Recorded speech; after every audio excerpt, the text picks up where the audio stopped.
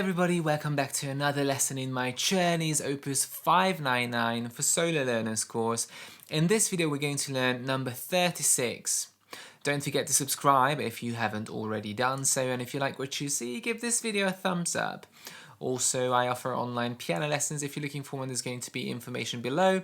And if you'd like to get this very special edition of Czerny's Opus 599 specifically for solo learners, links will be below too. So number 36 is the first one in the new chapter, which is introducing accidentals, so sharps, flats and natural signs.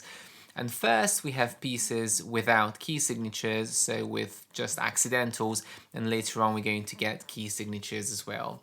Number 36 is one of my favorites because it has a beautiful melody, and some of the Czerny exercises can be a little bit lacking in musical value, but I believe this one is a very nice one. It gives a lot of opportunity for expression, and it has beautiful phrasing with lots of slurs in it. So let's have a look at the first two lines, which is the first 8 bars. We are in C major, of course, just accidentals.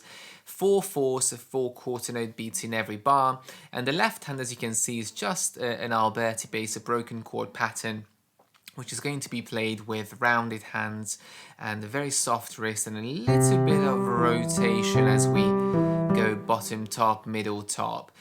It's always a good idea to block out these chords so you know where the hand is in what position. So in the first bar we have a C major chord, 1, 3, 5.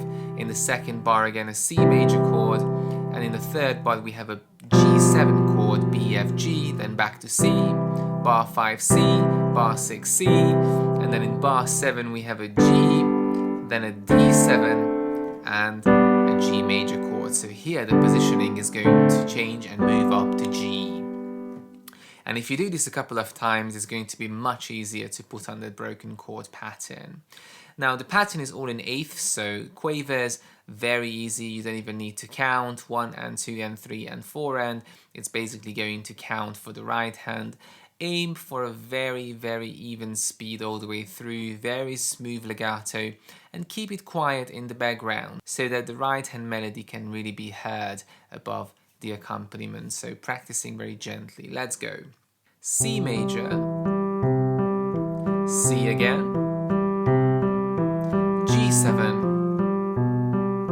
and back to C, C, C, G, D7 and G. And then you have a repeat sign, so you're supposed to play this twice and then go on to bar 9.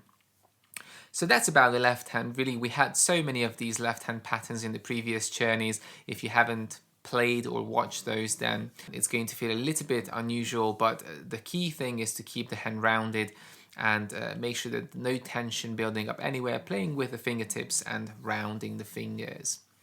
The right hand has a very pretty melody with lots of sharps and natural signs, so be careful. If you have a sharp in a bar, that sharp is going to be valid until the end of the bar. So for example, if you have an F sharp at the beginning of the bar and the next note looks like an F, that's still an F sharp because the sharp is valid until the end of the bar. If you want to play a natural after a sharp, you need to use the natural sign if you are still within the same bar. Now the right hand has lots of very short slurs, so obviously we need to phrase it. We need to lift up the hand and we need to kind of have a beginning and an end to these phrases, and you can make it very expressive. Number 2 on the F sharp. 1 and 2 and 3, lift. 1 and 2 and 3, lift.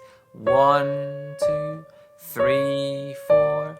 1, 2, 3, 4. So that was the first line. Now, as you could see, when I had these 2 note slurs, I was doing it strong, light, strong, light. So 1, 2, 1, 2, 1, 2. It's really important that the strong beat is not weaker than the weak beat. And then going on to bar 5, number 4 on the A, we have a bigger stretch here.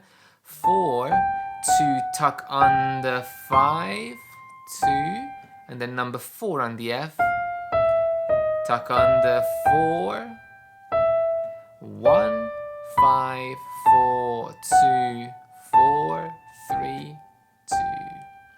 Now again, fingering is a suggestion only, but you can always start with the one you see in the book, and if any part of it feels very uncomfortable, you can always change it to make it more suitable for your own hands, but make sure that the articulation is still observed. So if you have legatos, whatever fingering you choose, that legato still needs to be there. Now let's add it together very slowly. So as I said, the left hand is counting, the right hand plays very smoothly and is going to lift up, but the left hand is carrying on with that accompaniment, and we're going to make this right hand a little bit louder. So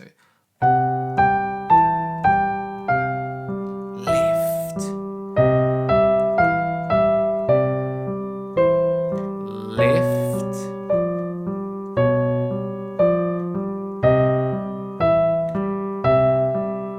second line, tuck under, lift. Now changing the chord, D7 and G, and that's the first section. Let's move on to the second section from bar 9 until the end. Left hand, so we start in this G chord, G major. Then in bar 10 we have a C major inversion, G, C, E, 1, 2, 5. Then back to G and jumping down to the starting C major chord. Then in bar 13 we have an inverted C, E, G, C. In bar 14 we have an F chord, and in bar 15 we have a C, G7 and a final C, but this time in the middle C position. Let's put in the broken chord pattern. 1, C in the inversion, back to G, and down to C, inversion, F chord, C in second inversion, G7 and C major, finishing on the C.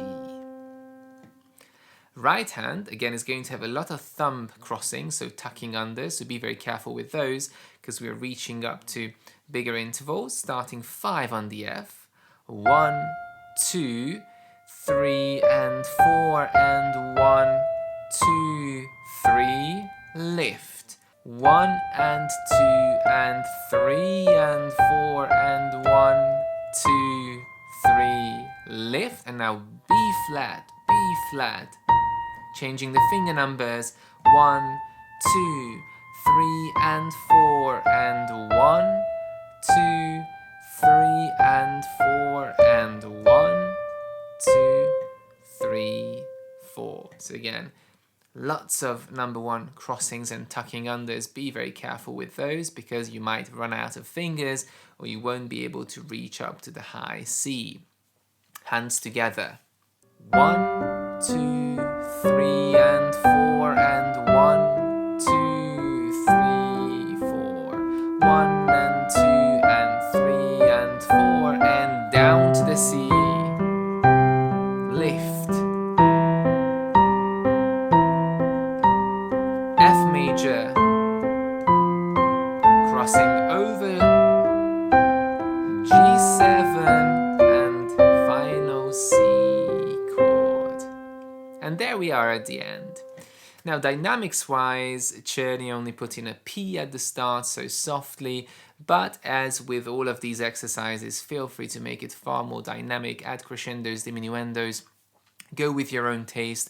As you could hear in the third line, I went quieter and then back to loud for the final finishing line, just to add a little bit of variety. And another thing I did do in the performance at the start of the video was using some pedaling. Although it's not necessary, but many of these very lyrical Czerny exercises, using a little bit of pedaling is going to make it sound even more expressive and the harmonies are going to blend nicely. In this specific piece, if you want to use some pedaling, make sure you use it at least twice a bar, because we have all of these accidentals which can get a bit messy if you hold down the pedal for too long, but since the right hand is quite high up, the pedaling is quite forgiving up there. I hope you enjoyed this little tutorial and you found this exercise helpful. As I said, it's one of my favorites and I hope you'll like it too.